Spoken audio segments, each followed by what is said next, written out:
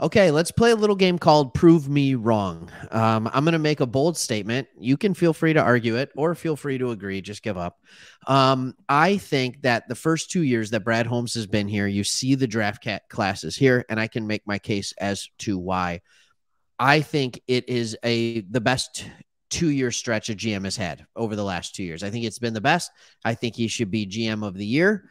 And I'm going to give a case for why. But first, let me know. Am I crazy? Am I drinking the Kool-Aid? Am I on the sauce? What's going on?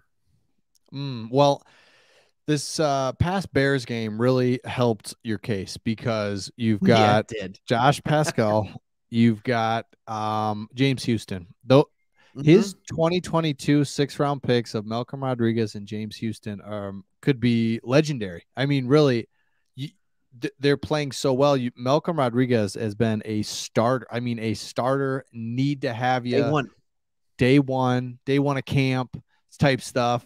And so that's huge. And then you really look down the list, Craig, and what really stands out is there's just a couple players that don't play and that haven't played. Everybody else has contributed big. And the other one, I'm taking all the low hanging fruit here, but you got Amon-Ra St. Brown, Malcolm and James Houston, those later round legendary stuff. That's how you build a team. That is how you come back from being just a franchise that's been just down and out. You've got to hit on 4th, 5th, and 6th, not even to the degree that we're hitting. I would just like a nice depth piece or maybe a starter, but these are excelling. These guys are excelling, and that is what changes your whole franchise.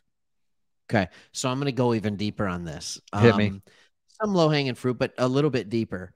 All right, game against the Bears. Let's go just the 2022 draft class. Yep. Aiden Hutchinson. How about this? Just the 2022 draft class, just defense.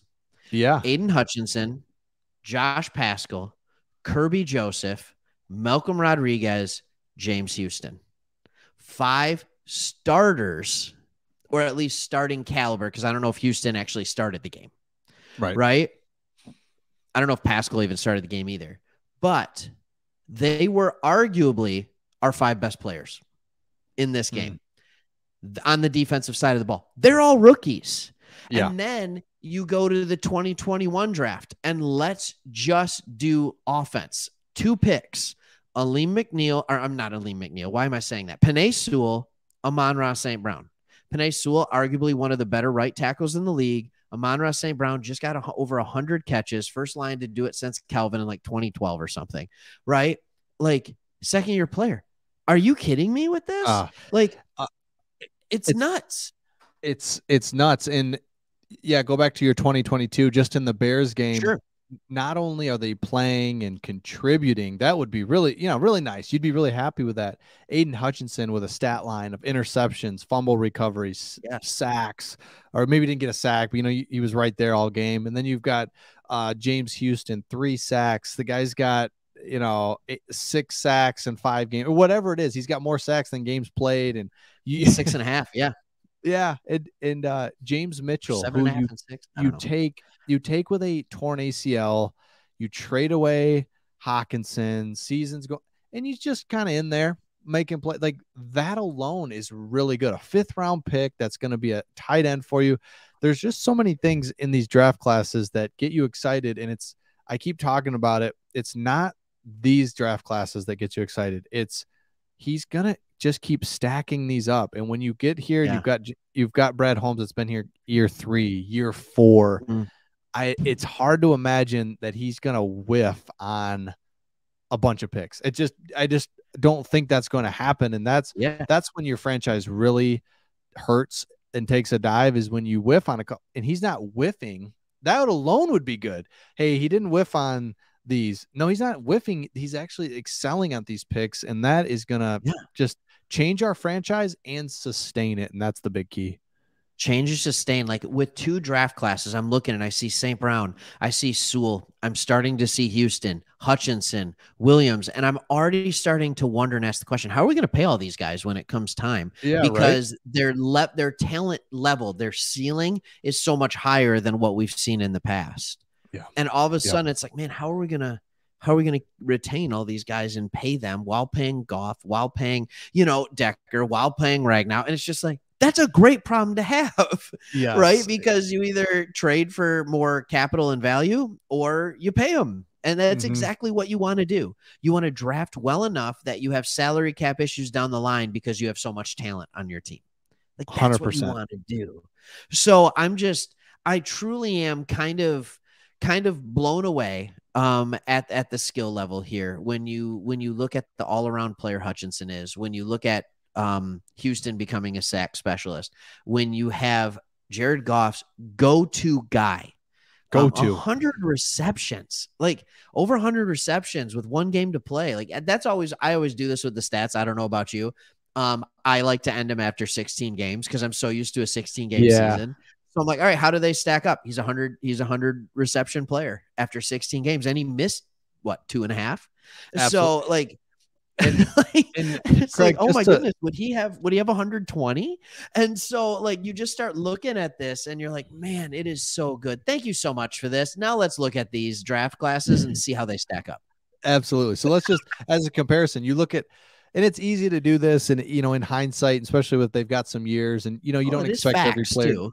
Yeah, exactly. To be a stud, it's not fair. But you can see Jared Davis is not a first round. Tease Tabor. Oh man, Michael Roberts, Jeremiah. So these 6th-round picks, and that's kind of where I'm looking at. 6th-round pick.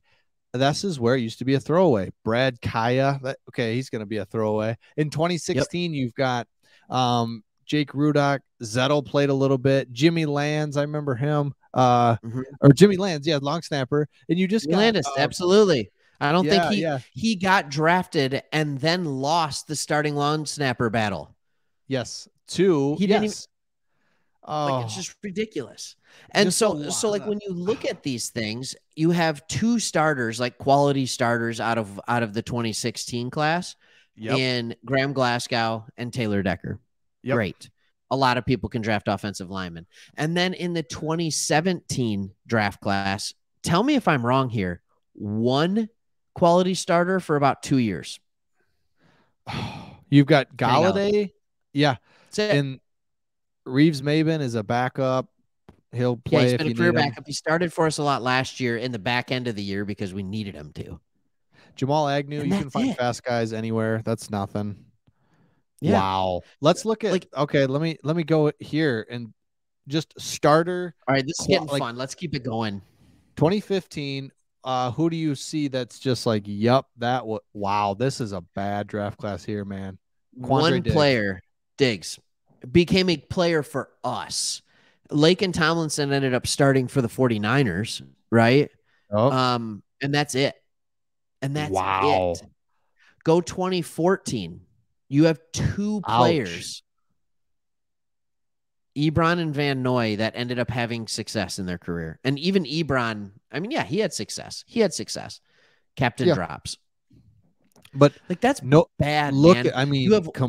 Look at your 2014-15. No wonder that in 16-17 you struggled. Let's do one more here. 12 and 13. We have more starters from our 2022 class than those 4 years combined. Wow. Year 2013, you've got Darius Slay. Yep. Sam Martin. This is probably the best draft class we've had outside of Brad Holmes. Yep.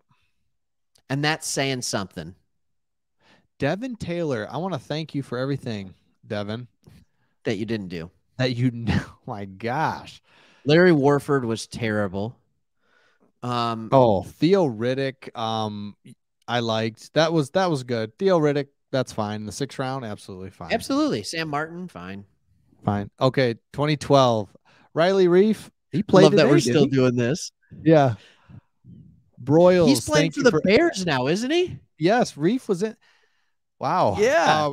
Broyles, I want to go ahead and thank you for being nothing, just completely. Well, hold on. Let's thank Ryan Broyles for being fiscally responsible. So he comes in the league, has ACL problems, realizes he's not going to get a second contract, probably lived off 70 grand or like that's right. Yeah. 10% of his salary. So he could just save up so he'd be fine and he could retire after like 4 years in the NFL. That's Unbelievably smart man.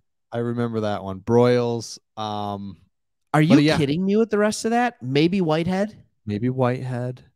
Like, Oh, do you remember Bill Bentley, no, Ronell Lewis, no, Chris Greenwood, barely. He went to Albion. Jonte Green, No, Travis Lewis? no. You can't. So that's what we're saying. You're We not love even the on the. Lions. We watched every game. Yeah. Some from like 20. I've watched every game from like 95 on. Like it's hard for me to remember half those guys. Look at the. I mean, this is what happens. Even okay, we could go forever. It's Yeah. not because it's Because like I'm happy after the Bears victory. Now you're getting me sad. yeah. So it's Thinking not about the past.